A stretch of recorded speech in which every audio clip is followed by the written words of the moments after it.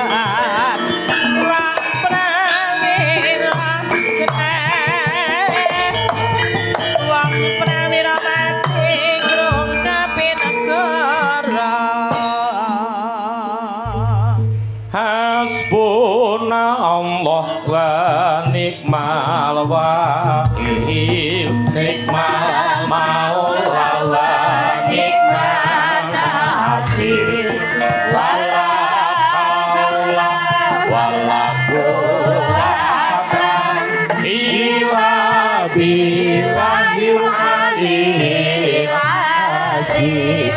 Gusti Allah sasabantu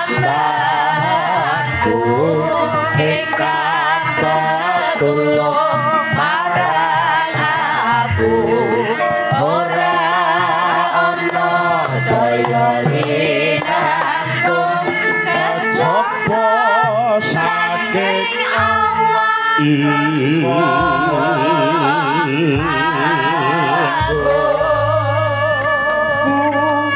aja nganti kliru mong Gusti Allah sesembahanmu rintan lan dalu mung limang wektu kanggo mrasta mungkar lan nafsu.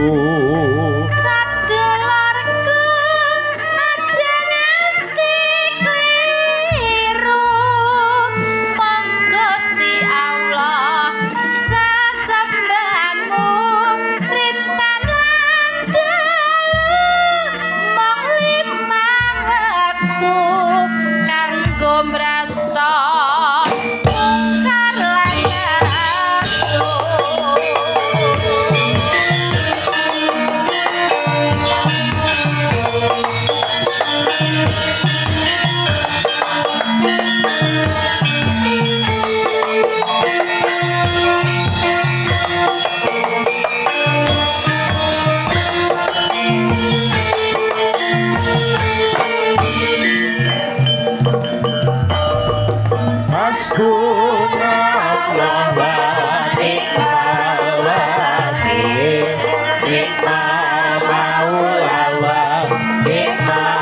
Imanasir wala haula wala quwata illa billahil Gusti Allah sasabaku hekata tulung marakaku ora ana daya likaku kejaba saking Allah aku sedulurku aja nganti kliru mung Gusti Allah sesembahanmu rinten lan dalu mung limang wektu kanggo mraska mungkar lan nafsu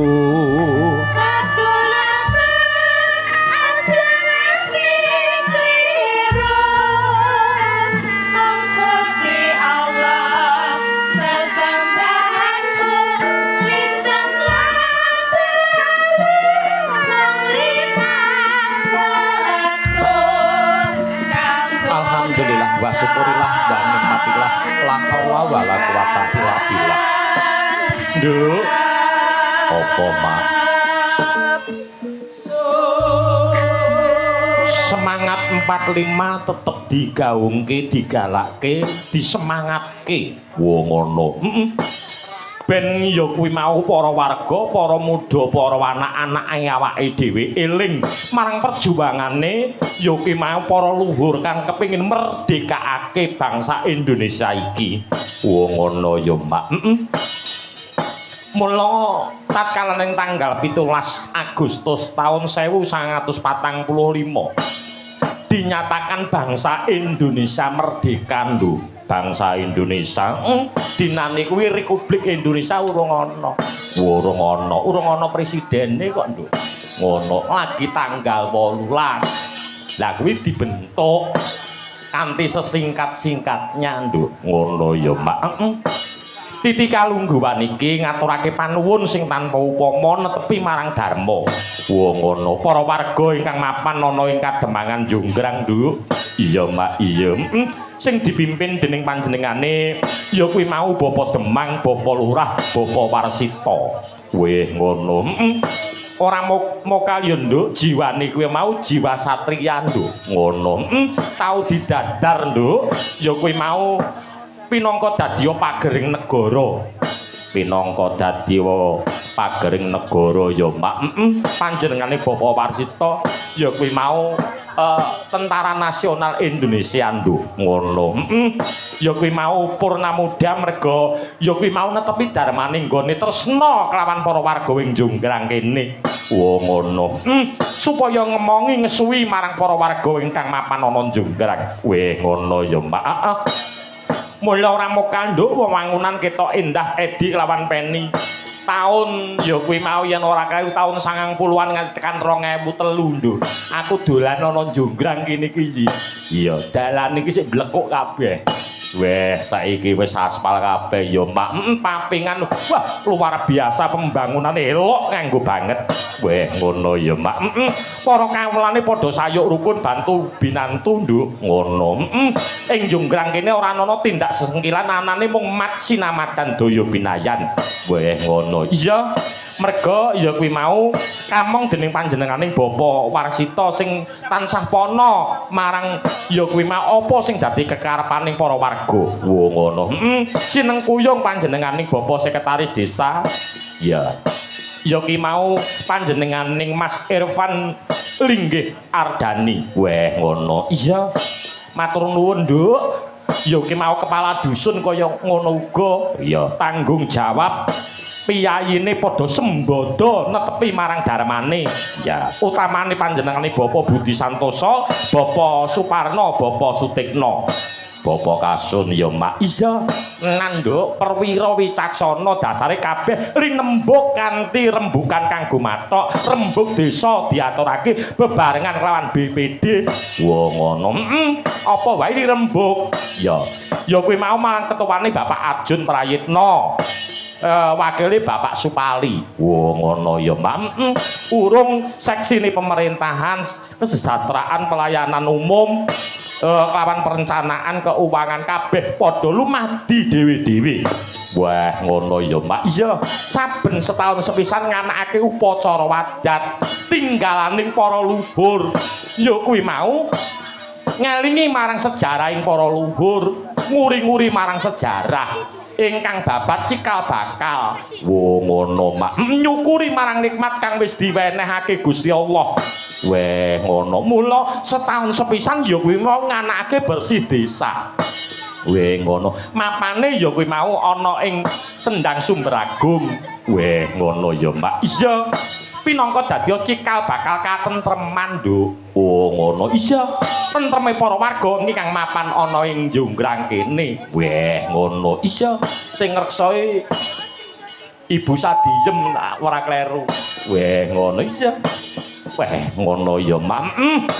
Ya muga-muga kanthi anane tasakuran bersih desa utawa sedekah bumi iki, Nduk, sapa sing gelem syukur bakal ditambahi nikmat kang wis diwenehke ning sok sapa ngufuri marang nikmating Gusti Allah. Gusti Allah bakal paring adab ingkang sakluwih dening gedhe, Nduk. Ngono ya Mak. Iya. Matur nuwun nganggo banget. Iya, sinengkuyung panjenenganipun Bapak Muspika saking Kecamatan Karangrejo. Barat. Oh mriki Barat nggih. Sangka Kecamatan Barat. Matur nuwun sinengkuyung saking Bapak Muspika saking Kecamatan Barat. Weh ngono ya Mak. Iya. Ya kuwi mau panjenenganing Bapak Kapolsek Barat. Bapak Ndang Ramil Barat. Ya. Lan ugi panjenenganipun Bapak Camat Kepareng Rawuh. Weh ngono. Bapak Kapolsek iki yen ora kleru sedulurku saka Ngawi, Nduk. Ngono. Sembah nuwun. Ya, sembah nuwun sing tanpa upama. Sinengkuyung para kadang-kadang kuwi laras. Wah iya. Turut dasare iki uga di streaming ya, Nduk. Ngono. Ya kuwi mau sangka Lawu Atmaja. Wah, Lawu Atmaja. Sangka Kang Remes. Ya, Kang Remes. Nang ndi papan ya melu awake dhewe. Matur nuwun. Ya, sangka Galeri Sinden Indonesia. Wah ya. Malik Ngawi Official. Ya. Demang Kusur. Ya. Terus Kun Barat 78. Wah, Kun Barat 78. Wah, elok nganggo banget. Ya, matur sembah nuwun. Muga-muga barokah. Ya kuwi anggone live streaming ing dalu mangke Allahumma amin. Ngono ya Mak. Ya.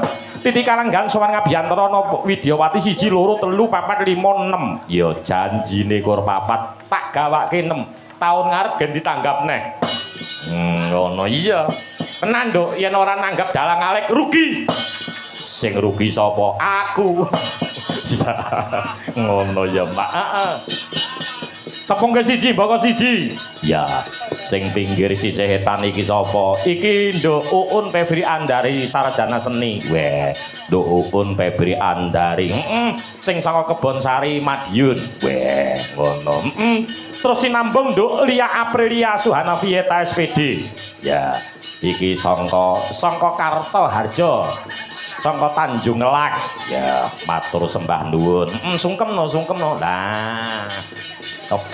Piyayi sing nonton ana Hongkong kok lak ya roh. Nah. Terus sinambung Nduk Vivi Agatha SSN. Nah, sungkem Nduk saking Kedunggalar. Ah ya. Sinambung melih Nduk Nur Hayati ingkang saking Laladan Kendal. Ya. Terus Ibu Suyatni Safitri. Ya, Megester Regedek. Megester apa? Regedek. Ya. Terus sinambung ya kuwi mau ketuaning Waranggana ing Kabupaten Magetan, Nduk. Sapa, Mak? Genduk Bintari. Nah, kuwi Ibu Bintari.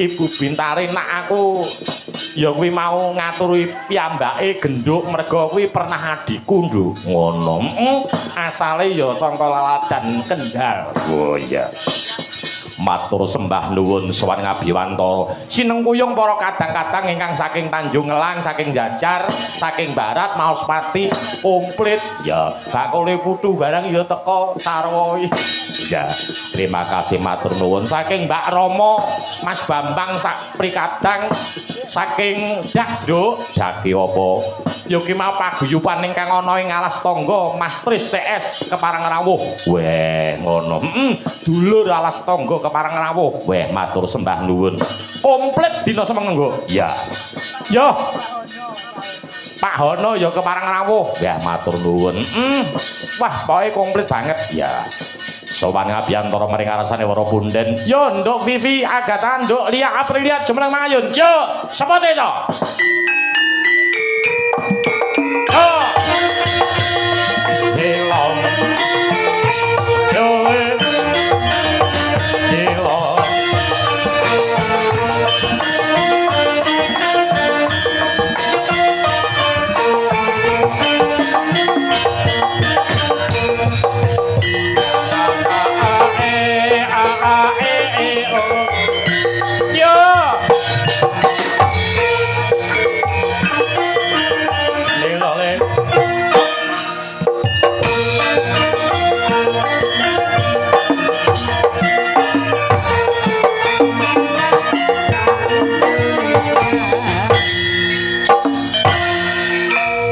Hello.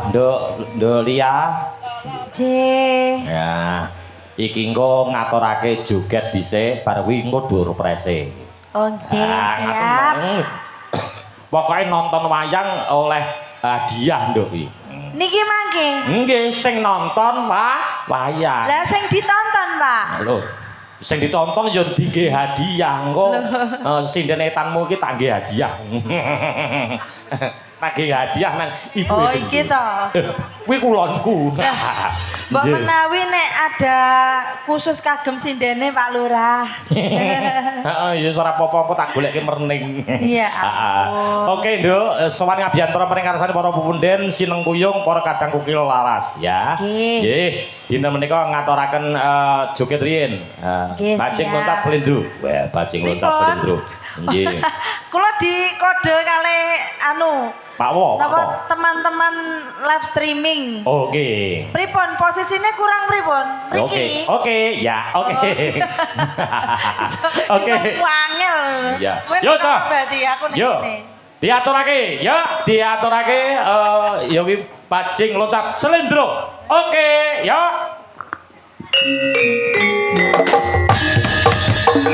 Yo. Yo, yo.